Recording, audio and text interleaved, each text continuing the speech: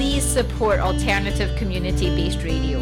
You can donate today by visiting coopradio.org or calling 604-684-8494. That's 604-684-8494.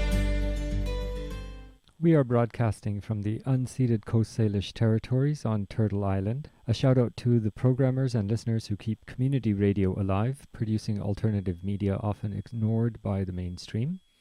We are tuned into Buland Awaz and followed by The Rational on CFRO 100.5 FM, Vancouver's original choice for authentic public affairs from a people of color perspective. We've been hosting 2 hours of critical discussion on relevant issues weekly on Mondays at this time. Thank you, listeners, for tuning in and for your continued support for the show. Today we'll be speaking with Gavin Barrett and Julian Franklin of People of Color in Advertising and Marketing on their second Visible and Vocal survey, focusing on the experiences of Black, Indigenous, and people of color.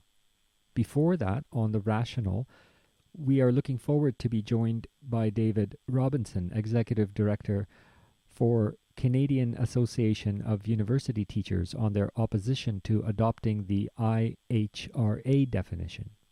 And before David Robinson, we'll be speaking with Amanda Sum, Ghazal Azarabad, Rogi Yu, who are part of the cast in Theatre Replacement's East Van Panto, their rendition of Alice in Wonderland, following White Rabbit onto the SkyTrain, falling down through a hole and finding herself in a Grandview Woodlands Wonderland, running through to January the 2nd at the York Theatre. But before that, we'll be speaking with Marilyn Mosley, the Honorary Counsel for Barbados in BC, and co-host Eve Engler on their recent ejection of the monarchy and going for a republic. Stay tuned. We'll be right back with a conversation all about color in advertising, all about marketing and visible and vocal or not in those spaces. The experiences of Black, Indigenous, and people of color. Will be joined with Gavin Barrett and Julian Franklin, who are advertising professionals and happen to be people of color out in the East, based in Toronto. So I think we are going to have a listen to one of our favorite musicians, Lal. This song is Planting Another Rebel. I don't know the name of this song, but enjoy it anyway.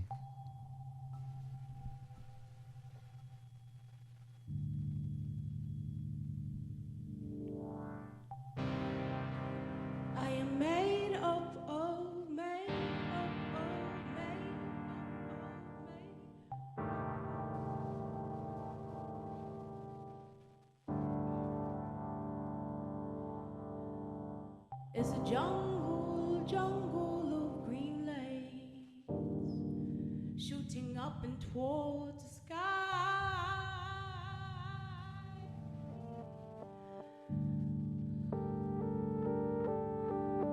I am hypnotized.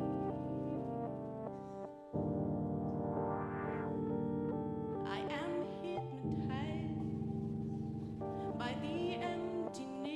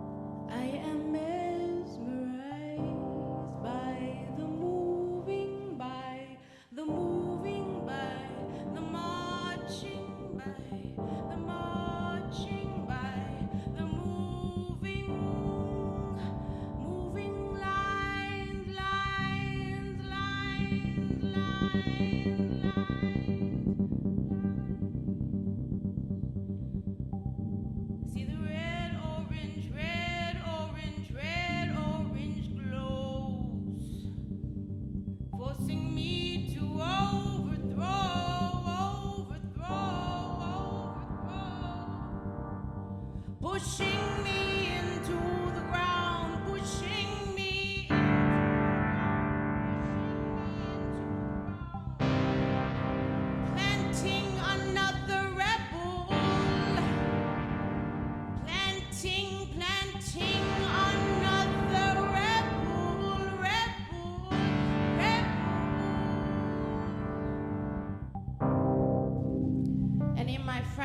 the audience today.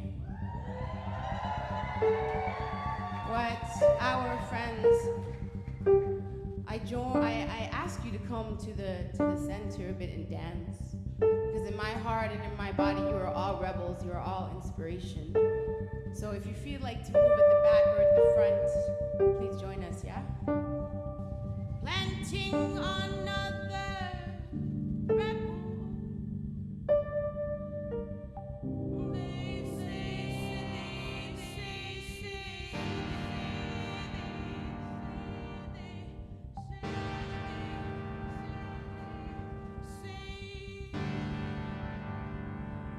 Either jump off or enjoy the ride. So I stopped looking up and down all day, looking up and down all day, looking up and down all day, looking up and down all day.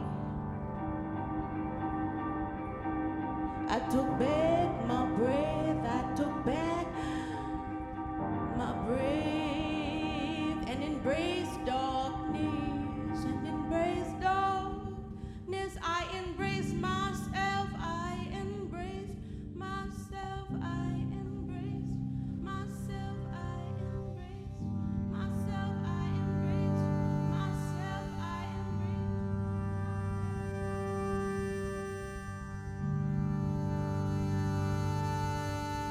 It's a fire of lost time, burning up the done, burning up the done before.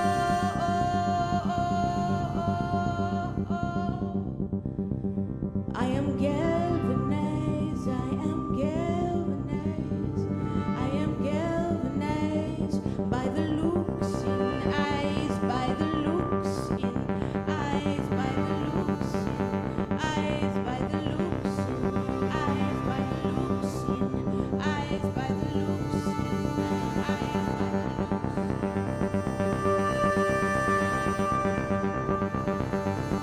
Still the red orange glow, red orange glow, red orange glow, forcing me to overthrow, pushing me into the round,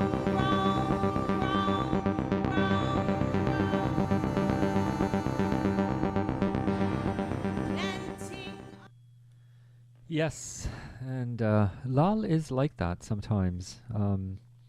Planting another rebel music. I think that was the title.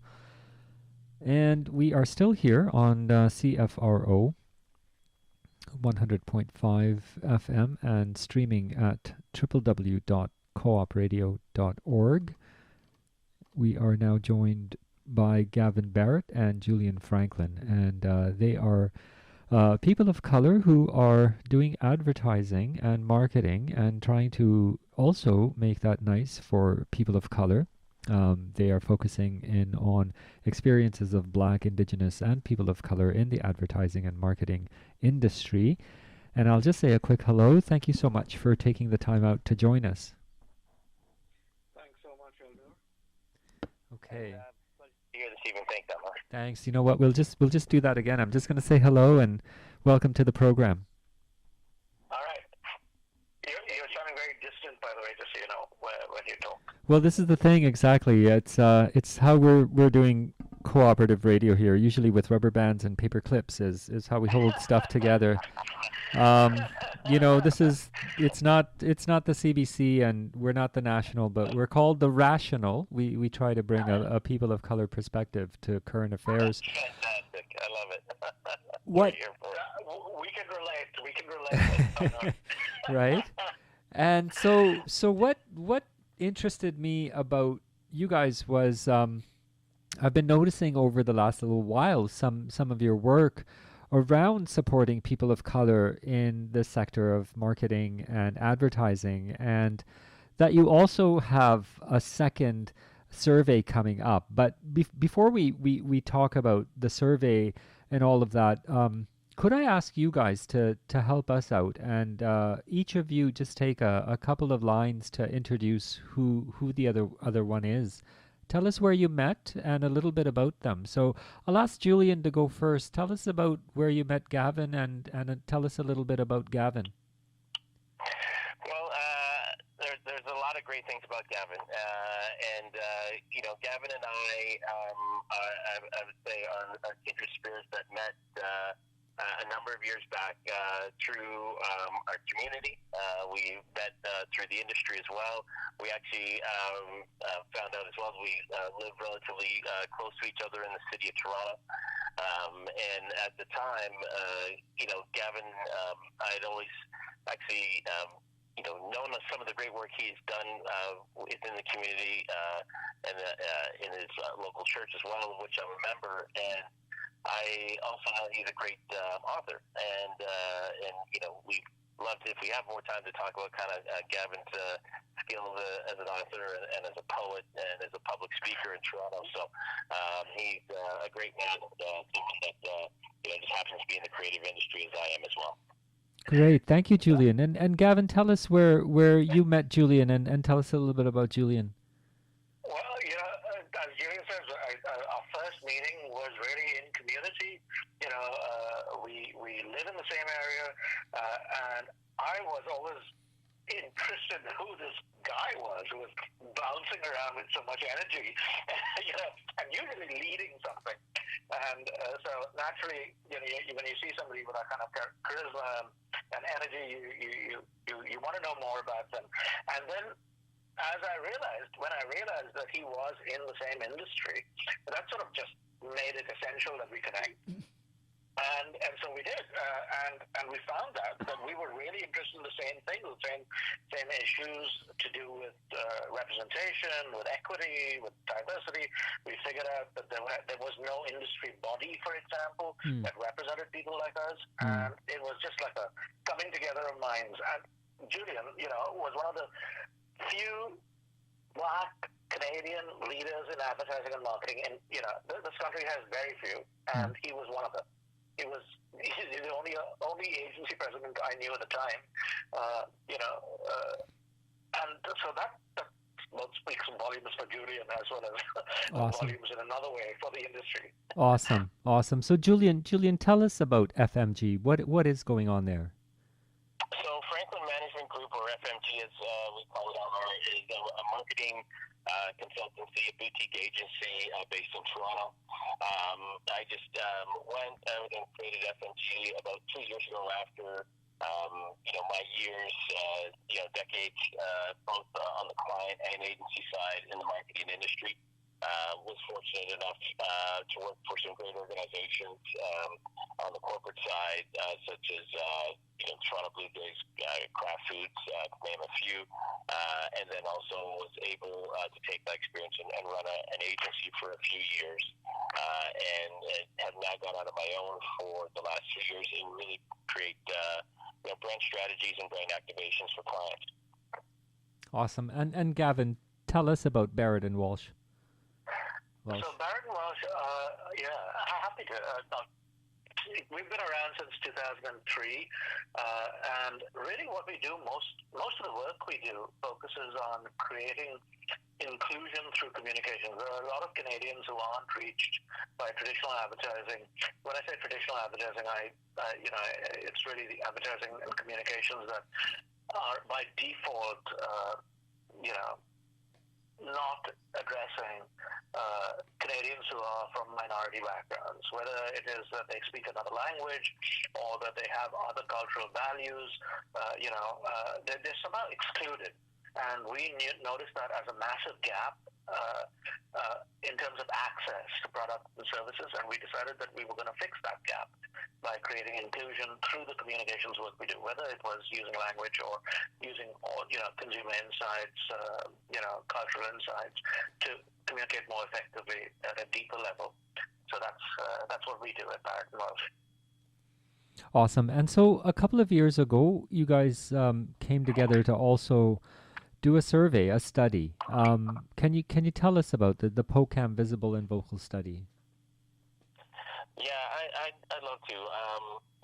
POCAM, which stands for People of Color in Advertising and Marketing, for the audience listening, is a group that we had founded just before the pandemic in roughly March of 2020, and one of the pillars of our organization is to really start to create properties and studies and events that are unique to the experience of the Black and Indigenous and person of color within the marketing industry. And one of the things that we would constantly hear, leading up to the creation of POCAM is, how are we able to, quantify these feelings that some of us have within the industry of, why am I not getting ahead? What does it feel to be the only within an organization?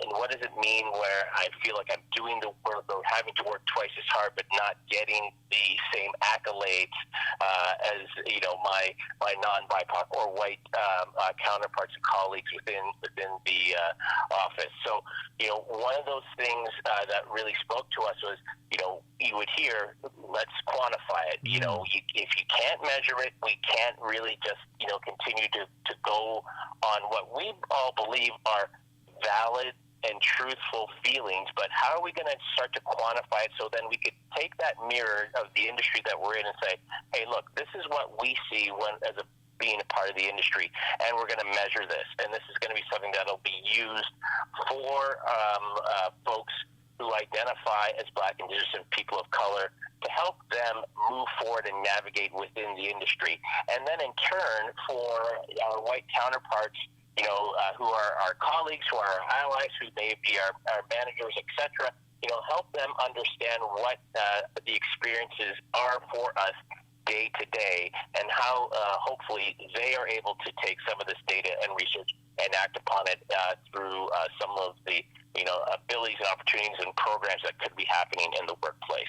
So we are in year 2 of the study, of which we call Visible and Vocal. That's the name that we have coined for the study, because what it really is asking the questions of individuals within the industry who identify as BIPOC to say, tell us about your experience. What does it mean when you are approached with microaggressions? What does it mean to not see mentors or not have mentors within the industry? What does it mean when it comes to trying to get advancement? So this is year 2 of the study.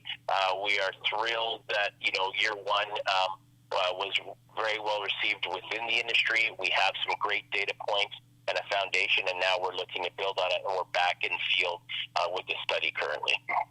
Wow, awesome. Are you guys able to share some of the learnings that came out of year 1? I'd love to, and Gavin, if I may just start with a couple, and then by all means, you can join in. So so actually, go for it. Yeah, Julian. This is your you got that. So some of the things that we were hearing, Alnoor, and just to give you some numbers, 83% of those who took the study last year, I said that they, in some way, shape, or form, either felt they were discriminated against or were the victims of microaggressions, right? And so what that in the workplace, one of the things that now we all know, especially coming out of COVID, especially what has happened in the last 18 to 24 months within society, and some of the issues, racial issues that are happening within our society, the murder of George Floyd, and what that has really unleashed for many of us is trauma, and the ability now for individuals who identify as BIPOC to be comfortable in talking about how this trauma is now for them manifesting itself in the workplace and how they're feeling uncomfortable at work. And we heard that loud and clear by those who took the survey. Another major component is, I think it's 78% had said they do not see someone who looks like them in positions of power in the workplace. What that, translates into for many of us is like, I do not see myself in a leadership position, or my manager is someone who does not look like me. So what is that telling me? What is the organization telling me? If all of my bosses and managers are white, does that mean that there's not a place for me in this office environment? Or is that telling me that, quite frankly, I do not have the mentorship or the ability to advance, and maybe this is not a place for me to continue long term? So we see, just two, key percentages, but really have an impact on the day-to-day existence for some of us who are within the industry. Very important, because it can translate, quite honestly, to how is our mental health, how are feelings of safety, inside of the workplace. And those are things that, quite frankly, for a group like POCAM, we're very conscious of, because we want to be able to be that aid and that arm for our members, to make sure that when they enter the workplace, they have that confidence to continue to flourish and continue to grow. Were you guys tracking, what's the term I'm looking for? Were you guys tracking in a sense, if folks of color who are working in the industry felt that they were not getting credit for the work that they were doing or the ideas that they were advancing simply because of their race? That is, that others that they may forward ideas, the company may run with it and use it and so on, but ultimately, that credit doesn't come down to them. Were there sentiments like that you came across? There are sentiments like that, and that they're not all uniform across the board, as sentiments, but you definitely, in some of the feedback and some of the stories, because we do ask in the study for individuals, it's an anonymous survey, so again, it's a safe space for anybody who enters to share, not only to answer the questions and self-identify who they are, gender, etc., but what their experiences are. And sure, there are experiences in the written form of those who said, I felt I was not getting the credit or recognized for the work, or quite frankly, I feel that I have to come to work and not be my true self. So now I'm, coming into the work, not be my true self, and also having to feel that I have to work twice as hard because I am identified as either a Black, Indigenous, or person of color who is alone in the workplace, but just to survive, I'm putting on this body of armor and trying to get through the day. So there were a lot of very powerful, very honest and raw, truthful stories that we were, thankful to our community that they actually shared in the written form in the study, beyond answering the questions, that required them to kind of check boxes on certain and give us their opinions. They really were able to share some of their own experiences that were quite powerful. Oh yeah, for sure, because we see what happens in the society where folks of color, first of all, have such a difficult time even getting a job because they're competing against others who are not of color, who are systematically favored and so on. And then when they get into the workplace, they deal with the kinds of things that you just talked about. Gavin, you were going to add something here. Please do. I was just going to add a couple of other points. First of all, just adding on to what Julian was saying about, the period we have just been going through and are still going through, which is COVID, the pandemic. One of the things that we have noticed as persons of color, as Black and Indigenous communities, that we've noticed in our communities that outside of our communities, there is a reluctance to gather data. We're seeing this in healthcare during the pandemic. There's this, it started out with the so-called, what I know that the popular term is, we're colorblind. We want everyone to be treated equally. But actually, it's not the case. It is actually part of the system ingraining how it perpetuates discrimination. There are parts of the system that don't intend to perpetuate it, but participating in this blindness, it continues. So that is one of the things that Visible and Vocal very intentionally sets out to remove. And there's another thing. I think we often do not understand, in general, we ourselves as professionals in this industry underplay how much of an influence the industry has on everyone in society. Yeah. So we're having this larger conversation in society, given the kind of year 2020 was about the representation of racialized minorities, on screen, how people are treated, and yet we are, with those of us who are within this industry that shapes and frames, very little is known about what we think, what our experiences are, what has happened to us as we have been practitioners, and because that has an influence on how we frame our gaze and the gaze of others. Who, so whether we're writing a commercial or we're writing a movie, and I think that visible and vocal breaks completely new ground because it's ours. It's our voice. It's us doing it for us. And there are a lot of other studies out there, but I don't think, because they come from this default setting that society has in Canada, which is let's be frank, a white setting. The default setting is to not ask the more difficult questions, because nobody wants to hear the really disturbing answers that you get when you ask those questions. And we wanted to say, look, we know what we're living through, so let's ask the questions and let's take the answers as they come. And I think that's one of the most powerful things that we're getting back from visible and vocal. So yeah, and if I may, just to build off what Gavin was saying, because Gavin's 100% correct in there are other studies out there, and I think one of the things that when we look at what visible and vocal is as a study, we are asking, our colleagues, our brothers and sisters, to tell us who they are, right? To identify, their age, their gender, their cultural backgrounds, where they are, because we want to see them, even though it's an anonymous survey. We want to know, who is Black, South Asian, who's Indigenous, who is East Asian, and on and on and on in our industry, who is taking this survey and sharing, because, ultimately, what Gavin and I can talk for hours about are getting surveys back about our industry, telling us about, here are the trends. And when you dig a little deeper, you understand that most of these trends are these, the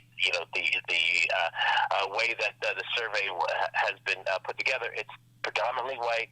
They haven't asked the questions about who is taking the survey and really hasn't shared that information. And we know that doesn't speak for us. And there's a number of us that are in this industry that need to stand up and be counted, who are doing great work on the screen, behind the screen, creating the strategies, building things that, quite frankly, are causing and helping Canada to have this economy moving pre and post-pandemic, that, quite frankly, have not been identified. So we're hoping that Visible and Vocal is providing that conduit to them, and we're proud to be back in year 2, and we'll be back in year 3, and on and on and on. I wanted to ask how year 1 was received by the industry. What did you hear back from the industry, not from those of color who are in the industry, but from those that are in the positions of power? Did you hear anything back from them? Were they supportive? Were they challenging? Were they dismissive? I'm just curious what kind of feedback you got back from the industry. That's a great question. I mean, I'll let Gavin maybe jump in on that, because it's varied. It's varied. That's a word we could use, varied. But I definitely we got attention with it. So, Gavin, yeah. No. I think it's where we saw who were allies and who were not. It was a pretty stark. It's interesting how much ownership of data is related to identity, and for us, this is us owning our own data and telling our own stories. We have no interpreters. We are conscious of our own talent and skill and expertise, and conscious of our need to protect ourselves in telling our own stories. And that is not accepted by everyone. There is a lot of the savior complex out there, Right. Yeah. where other interveners want to step in and save us, and we don't actually. We do want our allies. We value our allies, but we don't need saviors from the outside. We want supporters. We want friends. We want allies. And the supporters and friends and allies were amazing. And to this day, they are amazing. Those who take this sort of ownership thing, this is my territory, and why do you need your survey? I've got a survey. That happens, and there is an implicit lack of sensitivity to the fact that here we are. This community has created its own platform to share its own pain and its own stories and its own successes, and that has to be given primacy over all the data that the other surveys have collected, and they're not being competitive with those other surveys. There must be useful information in them too, but it's just that the primacy has to be given to us telling our own stories. If you really are taking an anti-racism stand. That's awesome. I wanted also just to ask, where can listeners get it, the survey, if they're interested in going through it? Is it available? The survey is available. The one that you did last year, and then this year as well. Where do they go to participate in it if they want? Yes. So last year's survey is available on our website, which is wearepocam.ca. And so again, it's wearepocam, all one word, .ca. So you'll be able to find the results from last year's study. We actually have a YouTube video from a presentation we had done on the study up there as well, if anyone is interested.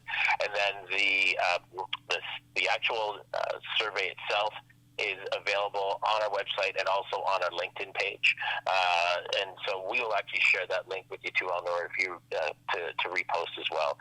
Sure. And it is one thing I would say about the survey for anybody who identifies as Black, Indigenous, or person of color in marketing and advertising. The survey is about 10 minutes long. So it's an in-depth survey. We ask questions. We ask people to share, to take their time, in sharing their experiences. And we, obviously are grateful for those who take the time to share their experiences. And we've heard from many who were participating in the survey this year and last year that they've done it and they're putting this out in their networks because they believe it's something that many of us should do and continue to do. So, how many folks participated in the survey, just to give an idea of how large it was? We had over 300 in last year's survey. That's a fair number. That's a fair number. It's a fantastic number. That's I mean, as we all know, for those to get statistical trends, you really need to have that large of a sample size.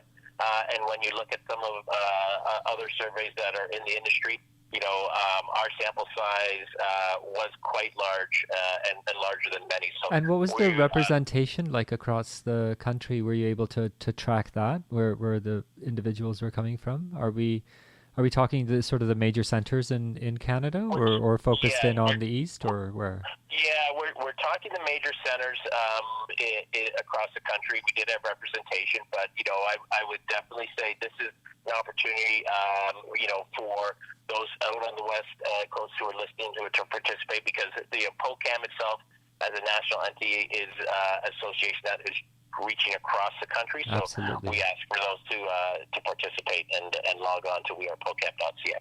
Awesome. Now let's we got a few more moments left. Can we talk about the call for equity and the progress tracker? Yeah, why don't I jump in?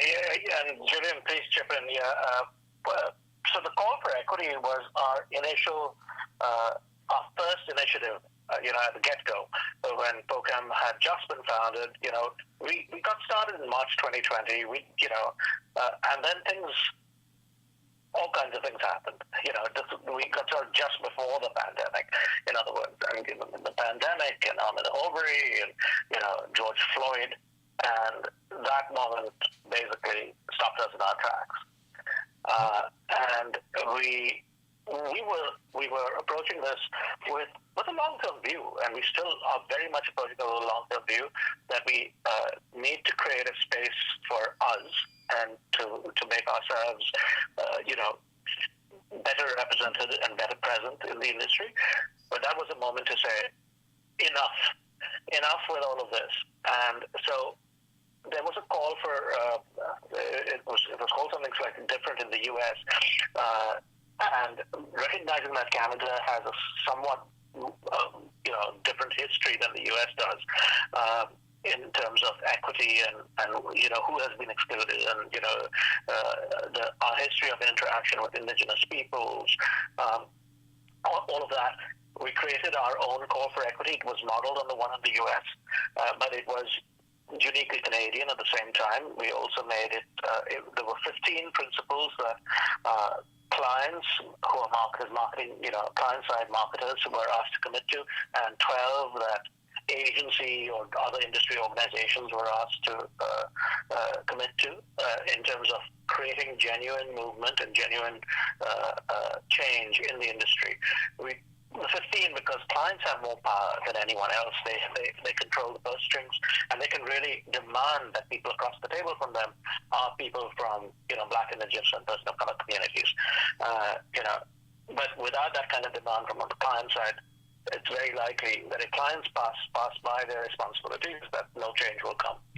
So we asked more from clients, and that was a call for equity. We launched that in June 2020, and in July of this year, we launched the Progress Tracker. So for all those organizations which made commitments, so individuals signed the call as well, but individuals signed the call demanding the change, demanding that those principles be met. And organizations, companies, industry associations, clients signed the call committing to meet those demands.